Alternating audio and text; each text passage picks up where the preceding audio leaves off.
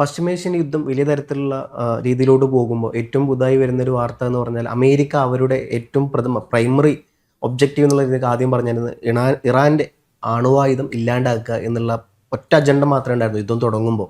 ഇപ്പോൾ അതിൽ നിന്നും മാറിയിരിക്കുന്നു. ഇപ്പോൾ പറയുന്നത് എണ്ണ വില എങ്ങനെയെങ്കിലും സുസ്ഥിരമാക്കുക. ഇതാണ് അമേരിക്കയുടെ ഏറ്റവും വലിയ പ്രഥമ രക്ഷ, അല്ലെങ്കിൽ മുമ്പോട്ട് വെക്കുന്ന ഏറ്റവും പ്രധാനപ്പെട്ട കാര്യം ഇതാണ് എന്നുള്ള രീതിയിലാണ് അമേരിക്ക പറയുന്നത്. ഇതിന് പ്രധാനപ്പെട്ട പലതരത്തിലുള്ള ആരോപണം വരുന്നുണ്ട്. ഒരു ഇൻ്റർനാഷണൽ മാധ്യമങ്ങളെല്ലാം പറയുന്നത് അമേരിക്കയ്ക്ക് വലിയ തരത്തിലുള്ള ആയുധങ്ങളുടെ ഷോർട്ടേജ് വന്നു എന്നുള്ള രീതിയിലാണ്. ട്രംപ് അങ്ങനെയല്ല എന്ന് പറയുന്നുണ്ട്. ഇപ്പോൾ ഇന്നലെ അമേരിക്കൻ വൈസ് പ്രസിഡന്റ് JD വാൻസൺ പറഞ്ഞൊരു കാര്യം, അമേരിക്കയ്ക്ക് ഒരുപാട് ആയുധങ്ങളുടെ കുറവുണ്ട് എന്നുള്ളത് അദ്ദേഹം പരസ്യമായി സമ്മതിച്ചിട്ടുണ്ട്. ഇപ്പോഴത്തെ അമേരിക്കയുടെ പ്രഥമ ലക്ഷ്യം എന്ന് പറയുന്നത് ഇറാൻ്റെ അണുവായുധം, അത് എന്തോ ആയിക്കോട്ടെ, അതിപ്പോൾ ഞങ്ങളെ പ്രൈമറി ഒബ്ജക്റ്റീവിൽ ഞങ്ങളുടെ കാര്യത്തിലില്ല. ഇപ്പോഴത്തെ ഞങ്ങളുടെ ലക്ഷ്യം എന്ന് പറഞ്ഞാൽ ലോകത്തെ എല്ലാ രാജ്യങ്ങൾക്കും എണ്ണ കൃത്യമായി എത്തിക്കുക, എണ്ണ വിലയിൽ വലിയ തരത്തിലുള്ള അഡ്ജസ്റ്റ്മെൻറ്റ് ചെയ്യിപ്പിക്കാൻ പറ്റുന്നുണ്ടെങ്കിൽ അത് ചെയ്യിപ്പിക്കുക. അതാണ് അമേരിക്കയുടെ പ്രഥമ ലക്ഷ്യം എന്നുള്ളത് അവർ ഔദ്യോഗികമായി പ്രഖ്യാപിച്ചു കഴിഞ്ഞു. പക്ഷേ ഇത്രയും കാലം ഈ യുദ്ധം തുടങ്ങാനുള്ള കാരണം ഈ പറഞ്ഞ പോലെ ഇറാൻ അണുവായുധം ഉണ്ടാക്കുന്നു എന്ന് പറഞ്ഞുകൊണ്ടാണ് യുദ്ധം തുടങ്ങിയത്. അപ്പം യുദ്ധം തുടങ്ങുന്നൊരു കാരണം വെച്ചാൽ ഇപ്പോൾ അത് എല്ലാം ടേൺ അടിക്കുന്ന ഒരു അവസ്ഥയിലോട്ട് പോകുന്നു. ശരിക്കും ട്രംപിന് മനസ്സിലായോ ഇത് ഇങ്ങനെ പോയി കഴിഞ്ഞാൽ ശരിയാവില്ല എന്നുള്ള അവസ്ഥയിൽ? അത് എന്താണ് യഥാർത്ഥത്തിൽ സംഭവിക്കുന്നത്? സാറിന് എന്താണ് വിഷയത്തിൽ തോന്നുന്നത്? ടേൺ അടിക്കുന്നതാണെന്നറിയില്ല. അമേരിക്കൻ സ്ട്രാറ്റജി എന്ന് പറയുന്നത് പലപ്പോഴും മറ്റുള്ളവരെ കബളിപ്പിക്കുന്നത് തന്നെയായിരിക്കും ഒന്നത്. രണ്ടാമത്തെ കാര്യം, ഈ എണ്ണയ്ക്ക് വേണ്ടിയാണ് യുദ്ധം നടത്തുന്നതെന്ന് പറഞ്ഞ പുതിയൊരു വാർത്തയല്ല.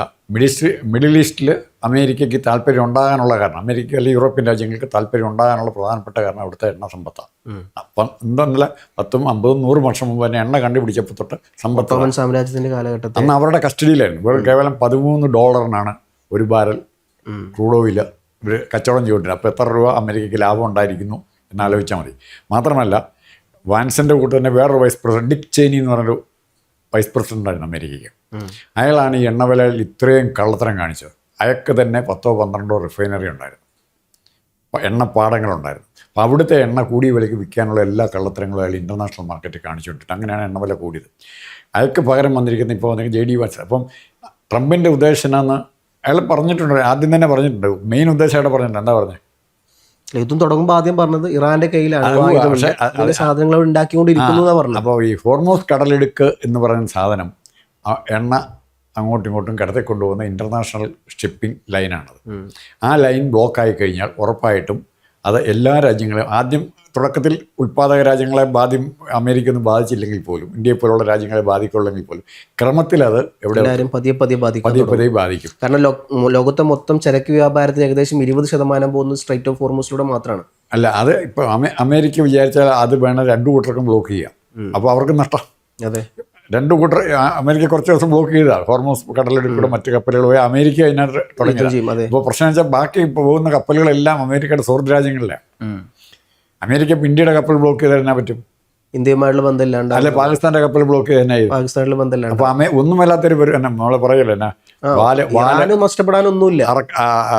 അറക്കുന്ന തടിയുടെ ഇടയ്ക്ക് കുരങ്ങന്റെ വാല് പോയത്തെ അവസ്ഥയാവും. ഊരിക്കൊണ്ട് പോരാൻ പറ്റില്ല. ഇറാനെ സംബന്ധിച്ചിടത്തോളം മുകളിൽ ആകാശം താഴെ ഭൂമി ഇത്ര മാത്രമേ അവർക്ക് നഷ്ടപ്പെടാൻ. കഴിഞ്ഞ ദിവസം ചർച്ചകളിലൊക്കെ ഒരു കാര്യം ഞാൻ പറഞ്ഞത് മറന്നു പോകരുത്. അത് ഞാൻ ഇപ്പോഴും ഒന്നുകൂടി എടുത്ത് പറയുന്നു. ഇറാൻ പൂർണ്ണമായി തോൽക്കാൻ അമേരിക്ക സമ്മതിക്കില്ല. ഞാൻ കൃത്യമായിട്ട് പറയാം. അതിൻ്റെ കാരണം എന്താ? ഇറാന് റെസ്പെക്റ്റ് കൊടുക്കുക. ഈ റെസ്പെക്റ്റ് കൊടുക്കുന്ന സമയത്ത് അമേരിക്ക 21 ദിവസം കൊണ്ട് അമേരിക്ക എല്ലാ ആയുധങ്ങളും ഉണ്ടാക്കും, വീണ്ടും ഉണ്ടാക്കും. മറിച്ച് നാളെ സൗദി അറേബ്യയോ അല്ലെങ്കിൽ മറ്റേതെങ്കിലും ഈവൻ തുർക്കിയോ വരെ അമേരിക്കക്കെതിരായ നിലപാടെടുത്താൽ അമേരിക്കയുടെ ഏറ്റവും വലിയ സുഹൃത്താരാവും? ഇറാനാവും. ഇറാൻ ആ സൗഹൃദം ഉണ്ടായിരുന്നല്ലോ പണ്ട്. ഇസ്രായേലുമായിട്ട് ഏറ്റവും സൗഹൃദം ഉണ്ടായിരുന്ന ഒരു രാജ്യം ഇറാൻ അല്ലേ? ഇസ്രായേലിനേക്കാൾ ഏറ്റവും അടുത്ത അവിടുത്തെ അമേരിക്കയും ഇറാനും തമ്മിലായിരുന്നു. നമ്മുടെ രാജ്യത്തിൽ നിന്നും വ്യത്യാസമായി, ഷാ ഭരണകൂടകാലത്ത് നമ്മുടെ രാജ്യത്തിൽ നിന്നും വ്യത്യാസമായി, അല്ല അമേരിക്കയിൽ നിന്നും വ്യത്യാസമായി, സ്വേച്ഛാധിപത്യ രാഷ്ട്രങ്ങളിലുള്ള ഒരു പ്രത്യേകത എന്ന് പറഞ്ഞാൽ ഭരണകൂടം മാറുന്നതനുസരിച്ച് ആ രാജ്യത്തിൻ്റെ നയങ്ങളും മാറും. എല്ലാ സ്വേച്ഛാധിപത്യ രാജ്യങ്ങളും, പാകിസ്ഥാനിൽ മാറിയിട്ടുണ്ട്, മറ്റു രാജ്യങ്ങളിൽ മാറി, എല്ലായിടത്തും മാറിയിട്ടുണ്ട്. അത് റഷ്യ എത്ര പെട്ടെന്ന് ഒരു ഭരണാധികാരി മാറി, ക്രൂഷേവ് മാറി, ഗോർബച്ചോവിലേക്ക്, ബ്രഷ്നേവൊക്കെ കഴിഞ്ഞ് ഗോർബച്ചോവിലേക്ക് എത്തിയപ്പോൾ തകിടം പറഞ്ഞില്ലേ മൊത്തം. അവിടെ നടന്നിരിക്കുന്നതിന് വിപ്ലവമല്ല നടന്നു, എല്ലാം ഭരണാധികാരി മാറി എന്നുള്ളതേ ഉള്ളൂ. അമേരിക്കയിൽ ഏത് പ്രസിഡന്റ് വന്നാലും, ഡെമോക്രാറ്റിക് വന്നാലും റിപ്പബ്ലിക്കൻ വന്നാലും അമേരിക്കയുടെ വിദേശ നയം ഏറെക്കുറെ ഒരേ ലൈനിൽ കൂടെയാണ് പോകുന്നത്. ഇതിപ്പം എനിക്ക് തോന്നുന്നു ഇതിൻ്റെ കൂടെ പറയേണ്ട ഒരു കാര്യം, മിഞ്ഞാന്ന് IRGCയുടെ ഒരു കമാൻഡർ പറഞ്ഞ പോലെ ഒരു പരസ്യമായി പ്രസ്താവന നടത്തിയത്, ഈ യുദ്ധം ഞങ്ങൾ അടുത്ത അമേരിക്കൻ ഇലക്ഷൻ വരെ നീട്ടിക്കൊണ്ടുപോകുന്നവർ പറഞ്ഞു. അതായിരിക്കും അവർ ഇറാൻ ഏറ്റവും ലാഭം. അമേരിക്കൻ പ്രസിഡന്റിനെ കൊടുക്കാൻ പറ്റുന്ന ഏറ്റവും വലിയ പണി, കൊടുക്കാൻ പറ്റുന്ന ഏറ്റവും നല്ല പണി, പ്രഷർ ചെലുത്താൻ പറ്റുന്ന ഏറ്റവും നല്ല പണി ഇലക്ഷൻ നീട്ടിക്കൊണ്ടുപോകും. പക്ഷേ അതിൽ ഇറാൻ്റെ അകത്ത് നാളെ അമേരിക്ക ഇറാനായിട്ടൊരു കോംപ്രമൈസ് ഉണ്ടാകില്ലെന്ന് ആർക്ക് പറയാൻ പറ്റുന്നു? ഇറാൻ ഇതിപ്പോൾ ട്രംപിനെ സംബന്ധിച്ചിടത്തോളം അടുത്ത ഇലക്ഷൻ ഇയാൾക്ക് ജയിക്കണം. ഒരാൾക്ക് 2 പ്രാവശ്യം ജയിക്കാൻ പറ്റുന്ന അമേരിക്കൻ ഇത് പ്രകാരമുണ്ട്. പക്ഷെ അതേ സമയത്ത് തന്നെ അമേരിക്കൻ ഈ ട്രംപ് പ്രതിനിധാനം ചെയ്യുന്ന പാർട്ടി അദ്ദേഹത്തിനെതിരെ സമ്മർദ്ദം ചെലുത്തുന്നുണ്ട്. പാർട്ടിക്കകത്ത് ട്രംപിന്റെ കാലാവധി ഇതോട് കൂടി കഴിഞ്ഞു. ഇനി അദ്ദേഹത്തിന് മത്സരിക്കാൻ പറ്റും. അതുകൊണ്ടാണ് ട്രംപ് കൈവിട്ട കളി കളിക്കുന്നത്. ട്രംപ് കൈവിട്ട കളി, ട്രംപിന്റെ താല്പര്യങ്ങളല്ല. ട്രംപിന് എത്രയോ കമ്പനികളുണ്ടെന്ന് നമുക്കറിയത്തില്ല. എത്രയോ ഇപ്പം നമുക്കിവിടെ പറയുന്ന പോലെ മൂട്ടിൽ മലമുറക്കാരുടെ ആണ് റിപ്പോർട്ടർ ചാനൽ എന്ന് പറയുന്ന പോലെ എത്രയോ കമ്പനികളും എത്രയോ പ്രസിദ്ധീകരണങ്ങളും ട്രംപിനുണ്ട്. ഫാഷൻ ടി വിയുടെ ഒക്കെ നമുക്കറിയാവുന്ന കഥയാണ്, പരസ്യം വേണ്ട അറിയാവുന്ന കഥയാണ്. അപ്പോൾ ട്രംപിൻ്റെ വ്യാപാര താല്പര്യം ഒരു വശത്തുണ്ട്. ആ വ്യാപാര താല്പര്യം രക്ഷിക്കാനായിട്ട് കൂട്ടുപിടിക്കുന്ന അമേരിക്കയുടെ വ്യാപാര താല്പര്യത്തെ രണ്ടും കൂടെ. പിന്നെ ഇറാൻ ആണവായുധം ഉണ്ടാക്കുക എന്ന് പറഞ്ഞാൽ ഏറ്റവും അപകടകരമായ പൊസിഷനാണ് ഇപ്പോൾ ഇറാൻ ഫേസ് ചെയ്യുന്നത്. നാളെ അമേരിക്ക ഇറാൻ ഈ മേഖലയിൽ നിന്ന് അവരുടെ സൈനിക നിയന്ത്രണം പിൻവലിച്ചാൽ ഇപ്പം നിലവിൽ ഇസ്രായേലിൻ്റെ മാരകമായ പവറുണ്ട്, ഉപയോഗിക്കാൻ പറ്റുന്ന പവർ. മറ്റേത് പേടിപ്പിക്കാൻ പറ്റുന്ന അങ്ങോട്ടും ഇങ്ങോട്ടും പിള്ളേർ കല്ലെടുത്ത് കളിക്കാം. അതിനപ്പുറത്തേക്ക് ഇസ്രായേലിന് രണ്ടും കൽപ്പിച്ച് പ്രവർത്തിക്കാനുള്ള സ്വാതന്ത്ര്യം കൊടുത്താൽ ഒരുതരം യുദ്ധത്തോടെ ഒരു ഭ്രാന്തമായ ആവേശം, ദൈവികമായ ആവേശം ഇസ്രായേലിന്. ജെറുസലേം എന്നൊക്കെ പറയുമ്പോൾ രോമം പൂങ്ങും. അപ്പം ആ ഇസ്രായേലിനെ കടിഞ്ഞാണില്ലാതെ വിട്ടാൽ അത് ഇസ്രായേലിനും ചീത്തയാണ്, അതുപോലെ തന്നെ ഈ മറ്റു രാജ്യങ്ങളും ബാധിക്കും. അതുകൊണ്ട് ഇസ്രായേൽ തോക്കുന്ന ഒരവസ്ഥ വരികയാണെങ്കിൽ അമേരിക്ക അപ്പോഴും എന്തെങ്കിലും കാര്യം ലോക സമാധാനം എന്ന് പറഞ്ഞാൽ അവിടെ അമേരിക്കക്ക് ഇനി എങ്ങനെ സാധനം പറയാൻ പറ്റും? ലോക സമാധാനത്തിന് തുരങ്കം വെക്കുന്നതിന് അമേരിക്ക. അത് അല്ലാതെ ഇപ്പം ലോകത്തിലെ എല്ലാ രാജ്യങ്ങളും ആരുമായിട്ടാണ് സൗഹൃദം. ട്രംപ് ഇലക്ഷൻ ജയിച്ചപ്പോൾ പോലും പറഞ്ഞത് അമേരിക്ക ഏറ്റവും കൂടുതൽ ദ്രോഹിച്ച രാജ്യം ജപ്പാനാണ്. അതെ, ജപ്പാൻ ആരുടെ കൂടെ ഇപ്പം അമേരിക്കയുടെ ഏറ്റവും വലിയ അവിടെയാണ്. ഇതെല്ലാ രാജ്യങ്ങളും അവസാനം ലാഭം നോക്കും. യുദ്ധം കഴിഞ്ഞിട്ടാണെങ്കിലും ഈ സെക്കൻഡ് വേൾഡ് വാർ കഴിഞ്ഞ് യൂറോപ്യൻ രാജ്യങ്ങളെല്ലാം തകർന്നുകൊണ്ടാണ് അമേരിക്കയ്ക്ക് മേധാവിത്വം കിട്ടിയത്. സെക്കൻഡ് വേൾഡ് വാറിൽ യൂറോപ്യൻ രാജ്യങ്ങൾ, ബ്രിട്ടൻ ഉൾപ്പെടെയുള്ള രാജ്യങ്ങൾ പൂർണ്ണമായിട്ട് തകർന്നു. അമേരിക്ക കുറച്ച് ആയുധം കൊടുക്കുക, വലിയ കാര്യമായിട്ടുള്ള ഇൻവോൾവ്മെൻറ്റ് ആദ്യമൊന്നും ഇല്ലായിരുന്നു. അതുകൊണ്ടാണ് അമേരിക്ക ഇപ്പോൾ നമ്പർ 1 ആയി മാറിയത് തന്നെ. അപ്പോൾ ഇവിടെ അമേരിക്ക പിൻവാങ്ങിയാൽ, ഇറാൻ യുദ്ധത്തിൽ നിന്ന് അമേരിക്ക പിൻവാങ്ങിയാൽ എന്തായിരിക്കും ഉണ്ടായത്? എന്താ സംഭവിക്കുന്നത് അവിടെ? അമേരിക്ക പൂർണ്ണമായിട്ട് പിൻവാങ്ങി. അപ്പോൾ അപ്പോഴും ഇസ്രായേലും ആരുമായിട്ട് ഇറാനും നേരിട്ട് ഏറ്റുമുട്ടാനുള്ളൊരു വഴിയോടെ തുറക്കുക. ഈ പറയുന്ന ഇസ്രായേലിനെ പേടിക്കാത്ത രാജ്യങ്ങൾ തറക്കാലം ആരുമില്ല. പറയുന്ന പോലെ എത്തിക്കാൻ പറ്റുമോ? എവിടെ വേണേൽ എത്തിക്കും. നാളെ ഇറാൻ്റെ സ്ഥിതി എന്നതാണ്? അമേരിക്കന് ഇറാന്റെ കാര്യം ഞാൻ പറഞ്ഞത്, ഇറാന് പറഞ്ഞാൽ ഇപ്പൊ മുകളിലെ ആകാശം താഴെ ഭൂമി, നഷ്ടപ്പെടാൻ അവർക്ക് ഒന്നുമില്ലാത്ത. അത് ആർക്കാണ്? അവിടെ നമ്മൾ വളരെ കാഷ്വലായിട്ട് പറഞ്ഞു പോകുമ്പോൾ ഇറാൻ എന്ന് പറയുമ്പോൾ നമ്മൾ അവിടുത്തെ ഭരണാധികാരിയോ പട്ടാള മേധാവിയോ മാത്രമല്ല കാണണ്ടേ, അവിടുത്തെ ജനങ്ങളുണ്ട്. അതുണ്ട്. അവിടുത്തെ ജനങ്ങളെ കാണണമെന്നേ. ഇപ്പം ട്രംപ് എന്ത് വട്ട് കാണിച്ചെന്ന് പറഞ്ഞാൽ ഇപ്പോൾ അമേരിക്കയിൽ എതിർപ്പുണ്ടാകുന്നില്ലേ? കുറേ കഴിയുമ്പോൾ ഇറാനിലെ ജനങ്ങൾ സഹിച്ചു കഴിയുമ്പോൾ അവർ തന്നെ ഇപ്പോഴത്തെ ഗവൺമെൻറ്റിനെതിരാവും. അങ്ങനെയല്ല, എത്രയോ ഭരണകൂടങ്ങൾ പോയിട്ടുണ്ട്, എത്ര ഭരണകൂടങ്ങൾ. ആ അവസ്ഥ അവിടെ മധ്യേഷ്യയിലുണ്ട്. അങ്ങനെ ഉണ്ടാക്കാൻ സമ്മതിക്കില്ല എന്ന് ഞാൻ പറഞ്ഞതിൻ്റെ കാരണം ഷിയ രാജ്യമായി ഇറാൻ അവിടെ നിൽക്കണം, സുന്നി പവറിനെ ബാലൻസ് ചെയ്യാൻ വേണ്ടി. വേറെ അല്ലെങ്കിൽ പവർഫുൾ മറ്റൊരു ഷിയ രാജ്യം കൂടെ വരണം. അവിടെയാണ് കളി നടക്കുന്നത്. ഇത് അവിടെ മതപരമായ ഒരു ആംഗിളിലേക്ക് ഇതിനെ കൊണ്ടുപോയി. അമേരിക്ക അവിടുന്ന് വിഡ്രോ ചെയ്തു. ഇപ്പോൾ യുദ്ധം ശരിക്കും തർക്കം സൗദി അറേബ്യ ഇറാനും തമ്മിലായില്ലേ? അത് ഇല്ലാതാക്കാൻ മാക്സിമം നോക്കുന്നുണ്ട്. ഇപ്പോൾ ഇറാൻ നോക്കുന്നുണ്ട്. അത്ര ഇറാൻ എങ്ങോട്ടാണ് ബോംബ് ചെയ്തത്? എനിക്കിപ്പോൾ തോന്നുന്നത് മറ്റേ കാര്യം എന്താ പറയുക, ഇപ്പം നമ്മൾ നോക്കുകയാണെന്നുണ്ടെങ്കിൽ ഇറാൻ്റെ ഏറ്റവും വലിയ ശത്രു അത് അമേരിക്ക ഇസ്രായേലാണ്. ഇനി കുറച്ച് കഴിയുമ്പോൾ ഇസ്രായേലിൻ്റെ ശത്രു ഇപ്പം നിൽക്കുന്നത് ഇറാനാണ്. പക്ഷേ ഇസ്രായേലൊന്നും ഇറാനൊരു എന്താ പറയുക ഒരു ശത്രുവായിട്ടേ കാണുന്നില്ല. അടുത്ത ശത്രു അവർക്ക് വരാൻ പോകുന്നത് സൗദി അറേബ്യയാണ്. കാരണം ഈ പറഞ്ഞ പോലെ അണുവായുധവുമായി ബന്ധപ്പെട്ട് അമേരിക്ക വരെ സപ്പോർട്ട് കൊടുക്കാം എന്നുള്ളത് സൗദിക്ക് പരസ്യമായി സപ്പോർട്ട് കൊടുത്തു കഴിഞ്ഞു. ഉണ്ടാക്കാൻ വേണ്ടി എല്ലാവിധ ഉണ്ടാക്കാൻ സഹായിക്കുന്നുണ്ടോ? അത് ഇതിന് ശേഷം തീരുമാനിക്കുന്ന പറഞ്ഞത്, വേണ്ട എല്ലാ കാര്യങ്ങളും ചെയ്തു കൊടുക്കുന്ന പറഞ്ഞത്. പക്ഷെ അതിനെതിരെ നിൽക്കുന്ന രാജ്യമാണ് ഇസ്രായേൽ എന്ന് പറയുന്നത്. സ്വാഭാവികമായിട്ടും ഒരു ഇസ്ലാമിക് സ്റ്റേറ്റിന് ഇത്തരത്തിൽ അണുവായുധം ഉണ്ടാക്കാനുള്ള ഒരു പ്രാപ്തിയിലൂടെ എത്തിക്കഴിഞ്ഞാൽ അത് ഏറ്റവും കൂടുതൽ ബാധിക്കുന്നത് ഇസ്രായേലിനാണ്. ഇസ്രായേലിന് കൃത്യമായിട്ട് അറിയാം. അതുകൊണ്ട് തന്നെ ഇസ്രായേൽ വിഷയത്തെ എതിർക്കും, ഏതെങ്കിലും തരത്തിൽ അതിന് തുരങ്കം വെക്കും എന്നുള്ള കാര്യം ഉറപ്പാണ്. അതുകൊണ്ട് ഇസ്രായേലിന്റെ ഇത് എന്താ പറയുക ഒരു ലോങ് ടേം വിഷയം വെച്ച് നോക്കുമ്പോൾ ഇസ്രായേലിന്റെ ഏറ്റവും വലിയ ശത്രു എന്ന് പറയുന്നത് ഇറാൻ ആയിരിക്കില്ല, അത് സൗദി അറേബ്യ ആയിരിക്കും. Saudi Arabia Pakistan combination. അതെ, അവർ Turkey, Pakistan, Saudi Arabia, Islamic NATO എന്ന് അറിയപ്പെടുന്ന രാജ്യങ്ങളായിരിക്കും ഇനി ഇസ്രായേലിന്റെ ഏറ്റവും വലിയ ശത്രു എന്ന് അറിയപ്പെടുന്നത്.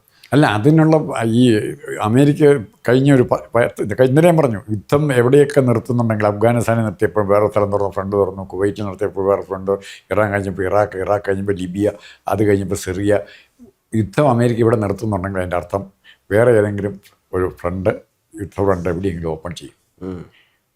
മാർക്കറ്റ് മുഴുവൻ അടച്ച് ക്ലോസ് ചെയ്തു പോയി തന്നെ ചെയ്യും. ആലോചിക്കും, മാർക്കറ്റുകൾ ക്ലോസ് ചെയ്യരുത്. അമേരിക്കൻ ഇൻട്രസ്റ്റ് എന്ന് പറഞ്ഞാൽ വേൾഡ് ആയുധ മാർക്കറ്റ് ക്ലോസ് ചെയ്യാതെ സജീവമായിട്ട് നിൽക്കണം. സെല്ലറും ബയറും അവിടെ വന്നുകൊണ്ടിരിക്കണം, എന്നാലേ അവരുടെ കച്ചവടമുള്ളൂ. അതുകൊണ്ടാണ് ട്രംപിനെ അമേരിക്കയെ ഭയപ്പെടുന്നതിൻ്റെ കാരണം അമേരിക്കൻ ഈ കച്ചവടത്തിന് ആയുധ കച്ചവടം ഉൾപ്പെടെയുള്ള കച്ചവടങ്ങൾക്ക് നഷ്ടമുണ്ടാകുന്ന ഒരു ഏർപ്പാടും പറ്റിയില്ല. അവിടെ ആ സെക്കൻഡിൽ വന്ന് അവിടെ സഡൻ ബ്രേക്ക് ഇടും. ഇപ്പോൾ ഇവിടെ സഡൻ ബ്രേക്ക് ഇട്ടതിൻ്റെ കാര്യം എന്നറിയോ? ആയുധ കച്ചവടം കൈവിട്ടു പോകുമോ എന്നൊരു സംശയം വന്നു. മറ്റ് സൗദി അറേബ്യയൊക്കെ വരുമ്പോൾ ടർക്കി ആയുധം കൊടുക്കുന്ന രാജ്യമാണ്, വിൽക്കുന്ന രാജ്യമാണ് ടർക്കി. അമേരിക്കയുടെ മാർക്കറ്റ് ചെയ്തപ്പോൾ പോയി വരും. അപ്പോൾ അങ്ങനത്തെ പല പ്രശ്നങ്ങൾ അതിലേക്ക് വരികയാണ്. അപ്പോൾ അത്രയും ഡീറ്റെയിൽ ആയിട്ട് നമുക്ക് ആലോചിക്കേണ്ട ആവശ്യമില്ല, ചിന്തിക്കേണ്ട ആവശ്യമില്ല. ഒന്ന് പറയാൻ പറ്റും, നമുക്ക് തറപ്പിച്ച് പറയാൻ പറ്റും. ഇപ്പം ആരും ഒരു ഡിറ്റർമിൻ്റെ സ്റ്റേറ്റ്മെൻറ്റ് നമുക്ക് ഒന്നിനെക്കുറിച്ചും പറയാൻ പറ്റില്ല. ഏത് സ്ഥലത്തെ ഏത് തരത്തിൽ വേണമെങ്കിൽ യുദ്ധം ഡൈവേർട്ട് ചെയ്യാം. ഇസ്രായേൽ അവിടെ മാറി ഒറ്റയ്ക്ക് നിൽക്കാൻ ചെയ്യും എന്ന് പറയുമ്പോൾ അവിടെ ഉണ്ടാകാൻ പോകുന്ന ക്രൂരതകൾക്ക് അമേരിക്കൻ ജനതയുടെ മുമ്പിൽ അമേരിക്കൻ ഗവൺമെൻറ്റോ പ്രസിഡൻറ്റോ കുറ്റവാളിയാകുകയില്ല. പകരം എല്ലാ ബ്ലെയിമും ആരുടെ പെടലേക്ക് വയ്ക്കും? ഇസ്രായേലിൻ്റെ പെടലേക്ക് വയ്ക്കും. അവിടെ എന്തെങ്കിലും പ്രശ്നം ഉണ്ടായിട്ട് ഇനി ആരുടെ പെടലേക്ക് ഇരിക്കുന്നില്ല. ഇത് ഷിഫ്റ്റ് ചെയ്യുന്നതിനവർക്ക് യാതൊരു മടിയില്ല. ഇപ്പം ഇറാന് നാളെ ഇപ്പോഴത്തെ പരിസ്ഥിതിയിൽ എൻ്റെ അറിവ് ശരിയാണെങ്കിൽ അവിടുത്തെ സ്ഥിതി ആഭ്യന്തര സിറ്റുവേഷൻ എന്ന് പറഞ്ഞാൽ ഭക്ഷണം, ദാരിദ്ര്യം ഭയങ്കരമായിട്ടുണ്ട്. അതുണ്ട്. അപ്പോൾ അതിനെ അതിജീവിക്കാൻ എത്ര ദിവസം കുറേ കഴിയുമ്പോൾ ജനങ്ങൾ അണ്ടർസ്റ്റ് ആവുന്നേ. ഇതിൻ്റെ ഒപ്പം കൂടെ പറയണ മറ്റൊരു കാര്യം, അടുത്ത മാസം 13, 14, 15 ദിവസങ്ങളിൽ ഈ പറഞ്ഞ പോലെ ബ്രിക്സിൻ്റെ ഉച്ചകോടി നടക്കുന്നുണ്ട്. ഇറാൻ പ്രസിഡന്റ് മസൂദ് പസഷ്കിയാൻ ഇന്ത്യയിൽ വരുന്നുണ്ട്. പ്രധാനമന്ത്രിയായിട്ട് സംസാരിക്കും, കൂടിക്കാഴ്ച നടത്തും എന്നൊക്കെ പറയുന്നത്. കാരണം ഇന്ത്യയെ സംബന്ധിച്ചിടത്തോളം ചബാഹർ പോർട്ട് എന്ന് പറഞ്ഞൊരു പോർട്ട് നമുക്ക് അവിടെ ഉണ്ട്. മീൻസ് അതിൽ നമ്മൾ ഏറ്റവും കൂടുതൽ ഇൻവെസ്റ്റ് ചെയ്തിട്ടുള്ള രാജ്യം ഇന്ത്യയാണ്. നമ്മളെ സംബന്ധിച്ചിടത്തോളം അത് വേണ്ടപ്പെട്ട ഒരു സാധനമാണ്. അതുകൊണ്ട് യുദ്ധം നീണ്ടുപോകാൻ ഒരിക്കലും ഇന്ത്യ സമ്മതിക്കില്ല. യുദ്ധം നടക്കും, അത് മറ്റൊരു ഭാഗം. പക്ഷേ ഇന്ത്യക്ക് ഈ പറഞ്ഞ പോലെ യുദ്ധം വേണ്ട എന്നുള്ള നിലപാടാണ് ഇന്ത്യക്കുള്ളത്. കാരണം ആരുടെ ഭാഗത്താണെങ്കിലും ഇന്ത്യക്ക് അവരുടെ ഇൻവെസ്റ്റ്മെന്റ് അവിടെ നടന്നിട്ടുണ്ട്. പാകിസ്ഥാൻ ഇടപെട്ട് സമാധാനം ഉണ്ടാകാത്ത പൊസിഷനിൽ ഇന്ത്യക്ക് അവിടെ ആക്സസ് ഉള്ളൂ. അപ്പോഴേ ഇന്ത്യയുടെ അഭിപ്രായത്തിന് വില ഉണ്ടാവുള്ളൂ. ഉറപ്പായിട്ട് ആ സമയത്ത് ഇന്ത്യക്ക് ഒരു മീഡിയേറ്ററായിട്ട് ആ സമയത്ത് വരാൻ പറ്റും. തകർന്നു നിൽക്കുന്ന ഇറാനും അല്ല, ഓൾറെഡി ഇപ്പോൾ ഈ പറഞ്ഞ പോലെ എല്ലാവിധ കരാറുകളും കാറ്റിൽ പറത്തി ഒന്നും നടക്കാത്ത രീതിയിലോട്ട് പോകുന്നു. ശരിക്കും ഇത് ഇന്ത്യക്ക് പറ്റിയൊരു എൻട്രിങ് ടൈമാണിത്, എൻട്രി പോയിന്റ് ആണ്. ഇതിൽ ഇന്ത്യക്ക് കയറിയിട്ട് കൃത്യമായിട്ട് പാകിസ്ഥാൻ തോറ്റ സ്ഥിതിക്ക് അടുത്തത് ഇന്ത്യ കയറുന്നു. പാകിസ്ഥാൻ തോറ്റെന്ന് പറയാൻ പറ്റില്ല. അവിടെ നമ്മൾ കാത്തിരിക്കണം, സമയമെടുക്കും. അപ്പോൾ അതുവരെ ഇങ്ങനത്തെ യുദ്ധം ശാന്തമല്ലേ? ഇപ്പോൾ യുദ്ധം ശാന്തമല്ല, ഇപ്പോഴും നടന്നുകൊണ്ടിരിക്കണം. പടക്കം പൊട്ടിയിട്ടേ ഉള്ളൂ. ഇടയ്ക്ക് രാത്രിയിൽ എന്ന് പടക്കം പൊട്ടിച്ച് തിരിച്ചു പോകുന്നു. നിങ്ങൾ ഇവിടെ ഉണ്ട് എന്ന് കാണിക്കാൻ വേണ്ടി മാത്രമേ ഉള്ളൂ. അത് അവിടെയാണ്. ഇപ്പോഴും യുദ്ധക്കപ്പലുകൾ ഇഷ്ടം പോലെ പശ്ചിമേഷ്യ മുഴുവൻ വളഞ്ഞു കിടപ്പുണ്ട്. അമേരിക്കയുടെ കപ്പലുകൾ ഒന്നും ആക്റ്റീവായിട്ട് വന്നിട്ടില്ല. 1 2 എണ്ണം മാത്രമേ വന്നിട്ടുള്ളൂ. എന്തെങ്കിലും മിസൈൽ അവിടെ കിടക്ക കപ്പൽ ഉപയോഗിക്കുന്നില്ല. എന്തേ ഉപയോഗിക്കാത്ത? അമേരിക്കയുടെ നേവൽ പവർ അവർ ഉപയോഗിക്കുന്നില്ല. അവിടെ എയർ പവർ കൊണ്ട് അവിടെ ഇടയ്ക്ക് പോയി ബോംബിടുന്നു. അതുപോലെ ഇറാൻ ചെയ്ത ഏറ്റവും വലിയ മണ്ടത്തരം, ഇറാൻ്റെ മിസൈലുകളും ഡ്രോണും ഒക്കെ പോയത് മുസ്ലിം രാജ്യങ്ങൾക്ക് തന്നെയാണ് പോയതല്ലേ? ആ ഒരു സോളിഡാരിറ്റിക്ക്, ഇൻ്റർനാഷണൽ മുസ്ലിം സോളിഡാരിറ്റിക്കുള്ള അവസരം ഇറാൻ നഷ്ടപ്പെടുത്തി. ഒരു പരിസ്ഥിതിയിലും സൗദി അറേബ്യയോ കുവൈറ്റിനെയോ ഒന്നും അങ്ങോട്ടൊന്നും മിസൈൽ അയക്കാൻ പാടില്ലായിരുന്നു. അത് ഈ ഒറ്റ എന്തെല്ലാം സഹിച്ചെന്ന് പറഞ്ഞാൽ അപ്പോൾ അവരുടെ സോളിഡാരിറ്റി, അവിടുത്തെ ജനങ്ങളുടെ, സൗദി രാജാവ് ചിലപ്പം അമേരിക്കയുടെ കൂടെ നിൽക്കും, പക്ഷേ സൗദിയിലെ ജനങ്ങൾ ആരുടെ കൂടെ നിൽക്കുമായിരുന്നു. ഇപ്പം സൗദിയിലെ ജനങ്ങൾ ഇപ്പോഴും ഇറാൻ്റെ ശത്രുവാണ്. ആ ഒരു സിറ്റുവേഷൻ കൂടെ ഉണ്ടാക്കിയെടുത്തു. അതിൽ അമേരിക്ക തന്ത്രപരമായിട്ട് വിജയിച്ചു. മാത്രമല്ല ഇതോടുകൂടി പല കാര്യങ്ങളിലും അമേരിക്കൻ പ്രസിഡന്റും അതുപോലെ തന്നെ അമേരിക്കൻ വൈസ് പ്രസിഡന്റും തമ്മിൽ കൊമ്പ് കോർക്കുന്നൊരു സാഹചര്യം വരുന്നുണ്ട്.